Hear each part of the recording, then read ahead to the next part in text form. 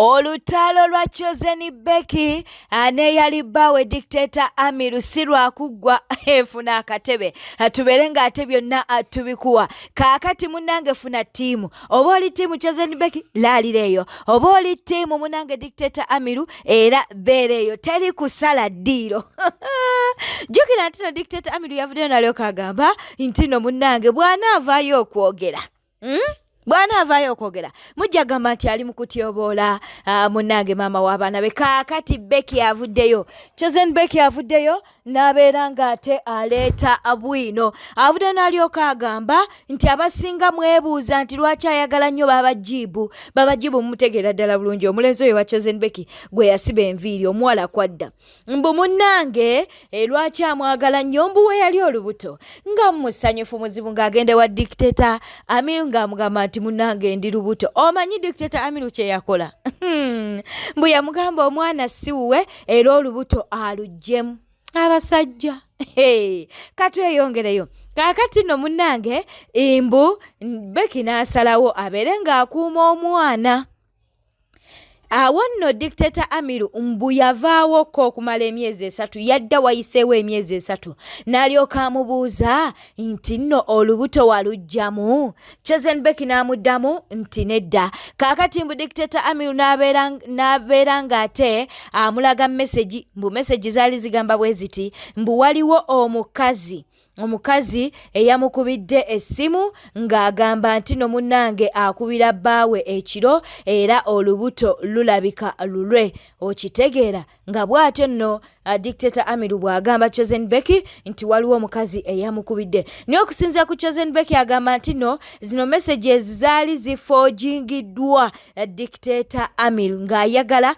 oba ng'amufoosinga abeere nti no munnange ate aggyamu olubuto lw'omwana we babajibu okitegeera nno imbu nno okuva olwo n'agenda Dictator Amiru n'akomawo ng'olubuto wanga Chosen Becky awezezza emyezi 8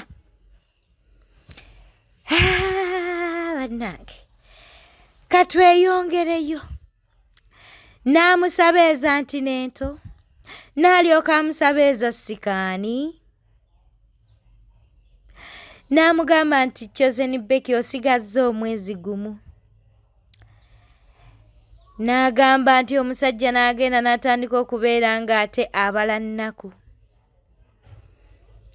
nti ennaku ng'ali mu kubala ennaku ddi lwe baahavinganga sexy ne we baakoma okuhavinga sexy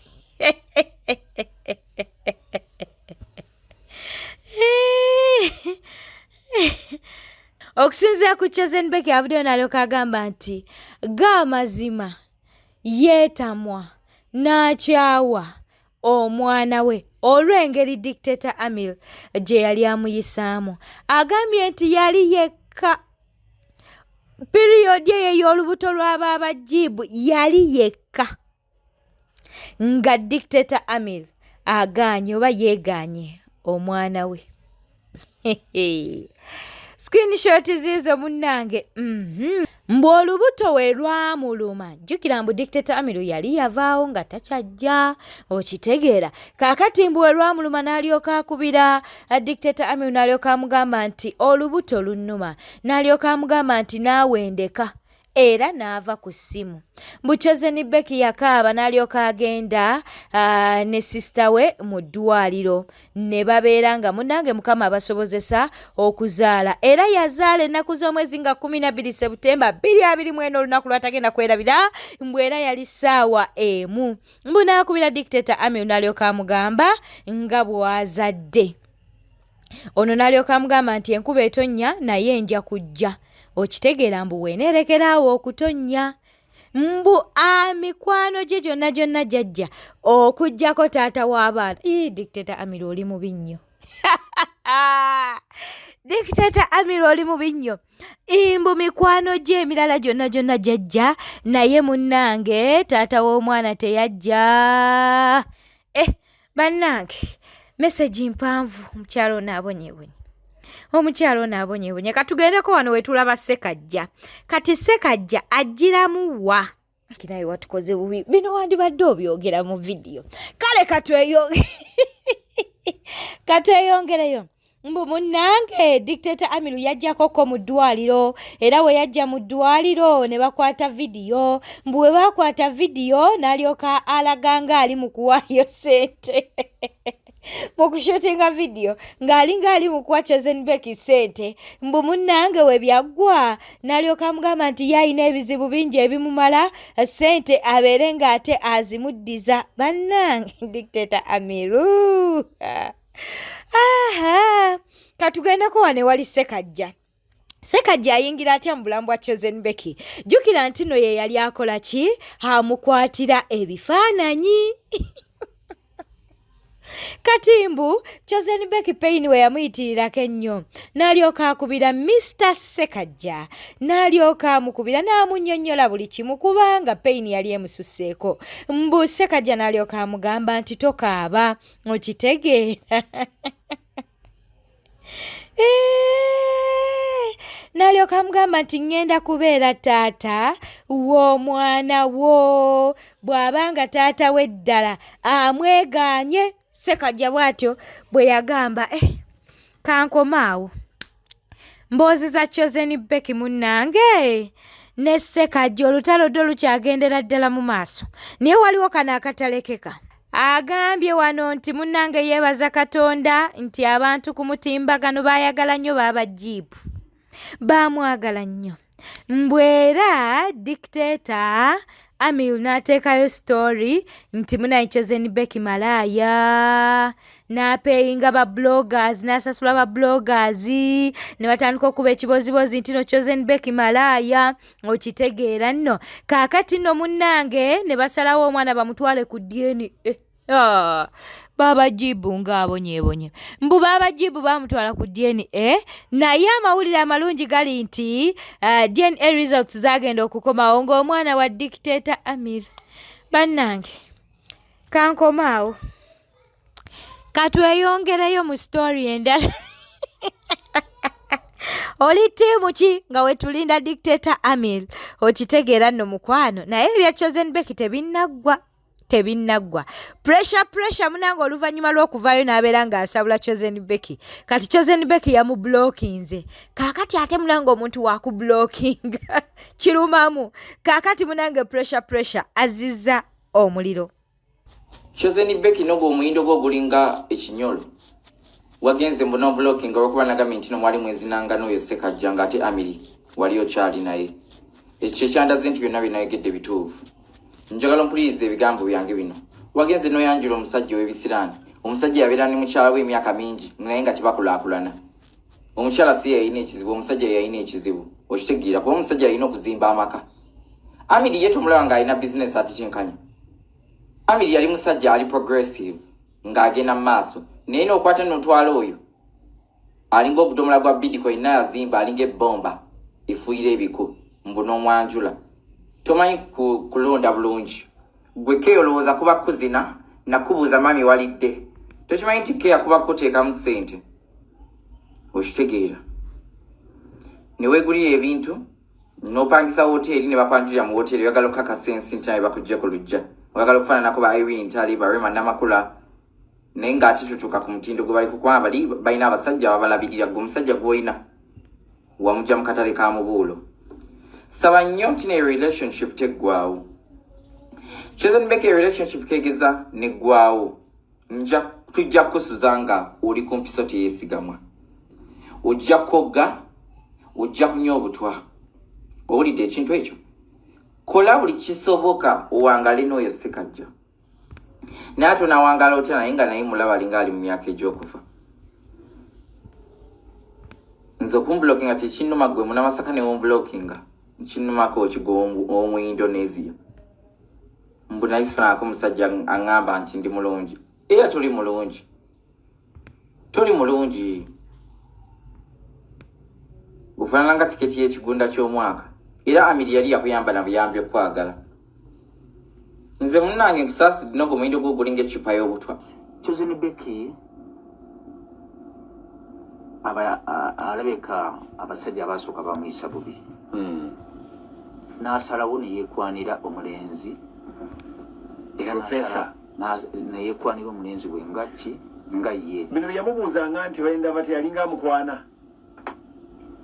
Mu kulaba kwange baba nga omulenzi Professor gwayita Professor yali akuba ebifaananyi kkiriza obagaana Chosen Becky yali mukama waani wa Sekajja alina okubanga n'okumutyamu ko yali amutya mu kulaba kwange okusinzira ng'ani atya omulenzi ng'atya mukama we kubanga yali atya mukama we Chosen Becky kati kkiriza obagaana Chosen Becky mu kulaba kwange eneeyisa oli gye yamuyisaamu Chosen Becky yakwana omulenzi kubanga bo statement gyayogedde nti bakubenda batya njigiriza ne Sekajja teyali mubi n'akola atya kubanga era simumanyi nnyo Chosen Becky era ku bize amawulire agadde gamutambulirako ennyo obwenzi abadde abumanyi obwenzi abadde akola ki abumanyi kakati Chosen Becky obutamulwako yakoze alumye ex-we Amiri naye abasajja abamu bajja mu bulamu bw'abakazi nga tebabaagala nga balina bye babaagalako. Kikyotegeeza omuntu asobola okujja mu bulamu obwo nga takwagala ng'alina kyakwagalako kakati Chosen Becky y'omu ku bayimbi mu Uganda abasinga okuyingiza ssente takola bivulu naye emikolo alinga ajja kinatoolo kati natoolo mulaba ku bivulu byawa bano basofi nantongo naye bakola ate ejjukira emikolo egyo tegiriko ekivulu kyasize enkuba yonye kakati Chosen Becky yayita mu bizibu bingi nnyo n'amaliriza nga yeewasiriza omulenzi naye lwakuba nti mu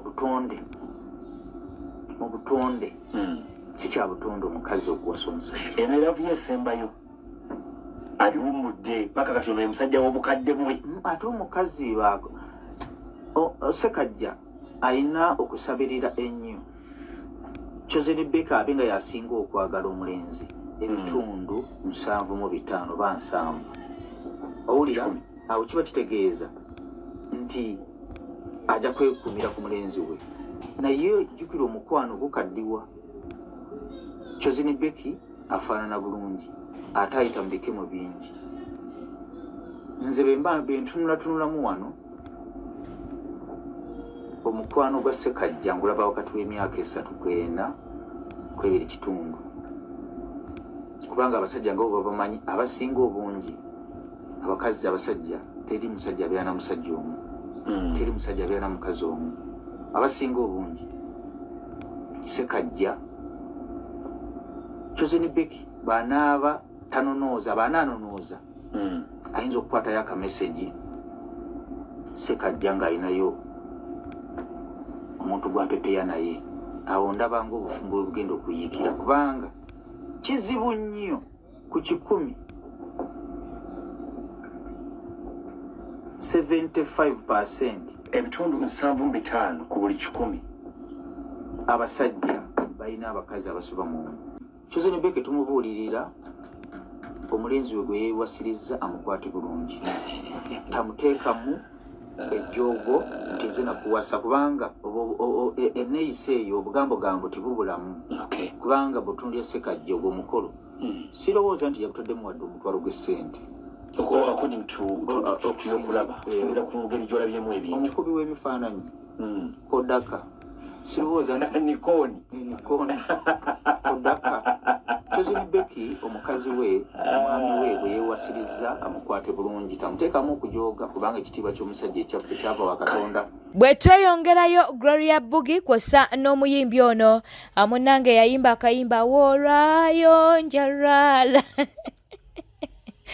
beesanze jjukira nti omuyimbi ono yagenda n'abeera ng'azaala wa Gloria Buggy naye kagamba mbu ye tasobola kuyimba oba kola kolabo na Gloria Buggy kaakati Gloria Buggy naye wuuno azizza omuliro. Message to artists abaagala okurayizingira ku mannya g'abalala should stop it.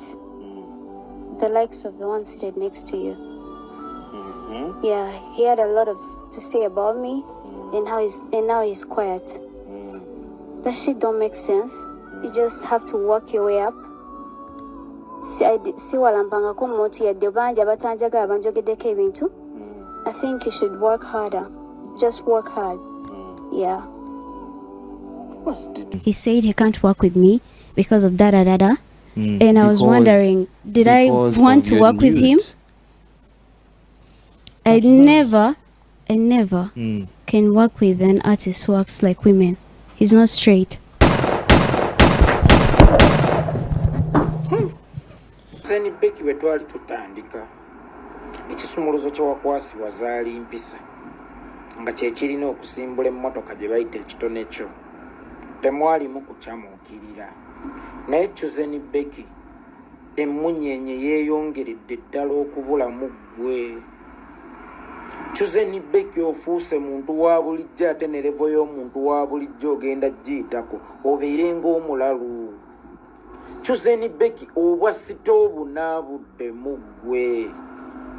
Leka eddoboozi eryo eddungi ekitone ekyo ekigazi kukitemerako ttaka lwa kukyamuukirirako lwa feelingizizo lwa emotionizizo.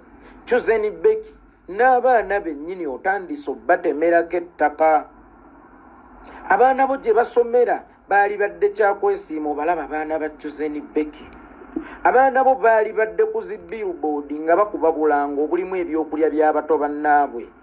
Naye Chuzeni Becky abaana bo ne bw'obalaga ensi obaleetera mu ngeri eri yennyini ekunaabuula ggwe.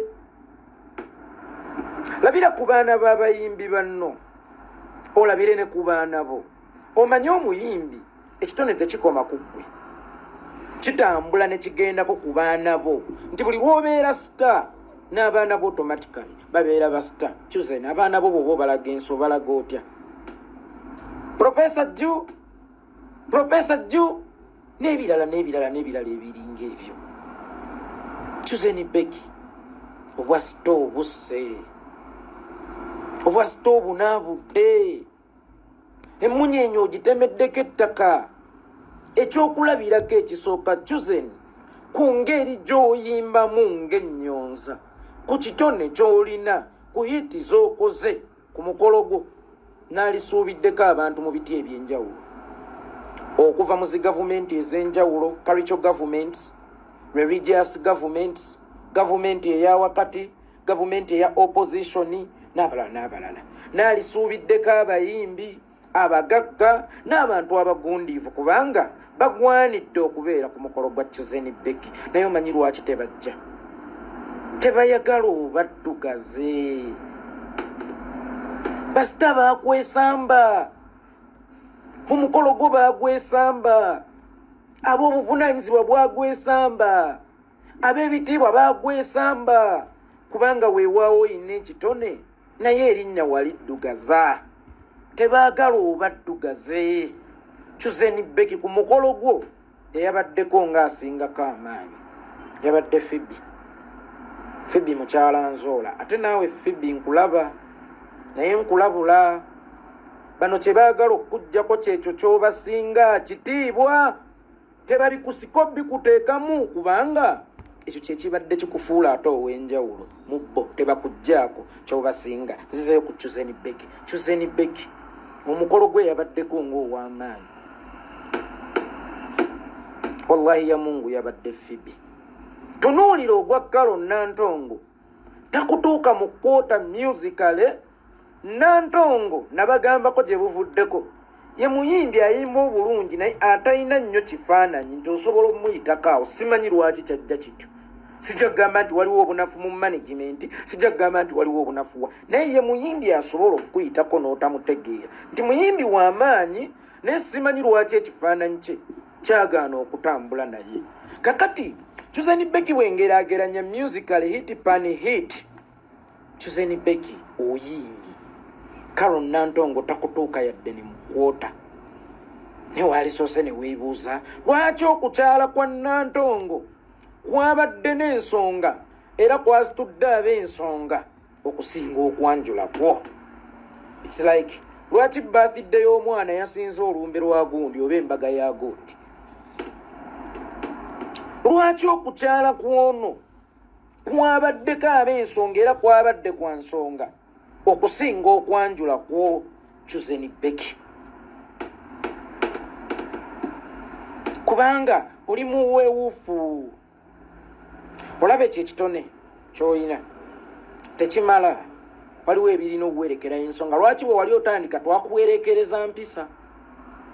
Kakati bw'obeera n'ekitone olina okubaamu ow'enkiso, ow'enjawulo, kawabe mu ndabika, kawabe mu njogera, kawabe mu mpuliziganya. Chuzen Becky ekyenjawulo ky'olina ku nsi kuyimba toyinayo kyanjawulo kirina kuwerekera kuyimbako. Ate byokola ebiwerekera okuyimbako bisika kitone kyo, y'ensonga lwaki ne bwe wayimba ennyo walemeddwa okuleeta ab'ensonga ku mukolo gwo. Ate ye Carol Nantongo n'abaleeta owewuka obwasita wabunaabuula. Chuzen Becky, it is too much. Rehab tebatwalayo bakozesa biragalalagala nga bwe mulowooza, naye omwana ono yeetaaga rehab ya counseling. Bwete etambudde badde mulabi mulungi webale kwekumira ku Newspark channel kankusobere ngo subscribinga, olikinga n'okuleka obubaka bwawo mu comment section. Beera bulungi, weeraba.